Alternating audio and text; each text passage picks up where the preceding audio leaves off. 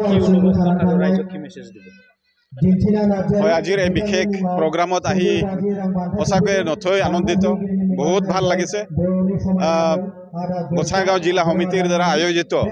এই চাকমাৰ এইখন স্কুলত বাথৌ ধৰ্মৰ ধৰ্মীয় অনুষ্ঠান তেখেতসকলে 2 দিনীয়া কাৰ্যসূচীৰে পাতিছিলে আৰু সেই কাৰ্যসূচীত ময়ো এজন অতিথি হিচাপে আহি উপস্থিত হৈছিলোঁ মোৰ লগত সাঁওতাল সমাজ ৰুখিয়াবাসীৰ এডভাইজাৰ কুমাৰ মাৰ্ডি মহোদয় আহি উপস্থিত হৈছিল আমি দুয়োজনৰ তৰফৰ পৰা সকলোকে শুভেচ্ছা জ্ঞাপন কৰিছোঁ কিয়নো আজিৰ এই বিশেষ ধৰ্মীয় সভাত আহি এটা কথা অনুভৱ হ'ল যে ধৰ্মৰ দিশত আমি আগবাঢ়িব লাগিব আৰু ধৰ্মই মানুহক সতেজ কৰে ধৰ্মই মানুহক আত্মিকভাৱে তৈয়াৰ কৰে আৰু ধৰ্মৰ দ্বাৰাই জাতি জনগোষ্ঠীৰ মাজত এটা শান্তি সম্প্ৰীতিৰ মিলন এটা আহে গতিকে আজিৰ এই বিশেষ অনুষ্ঠানত আহি পেলাই যথেষ্ট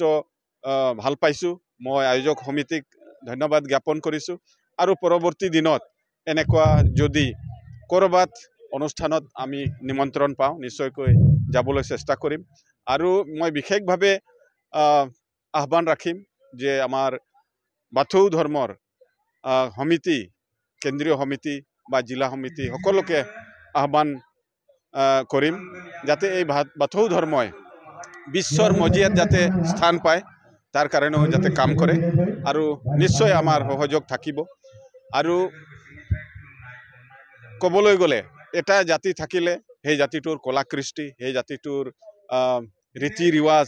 পৰম্পৰা ধৰ্ম এইবিলাক নিশ্চয়কৈ থাকিব লাগিব আৰু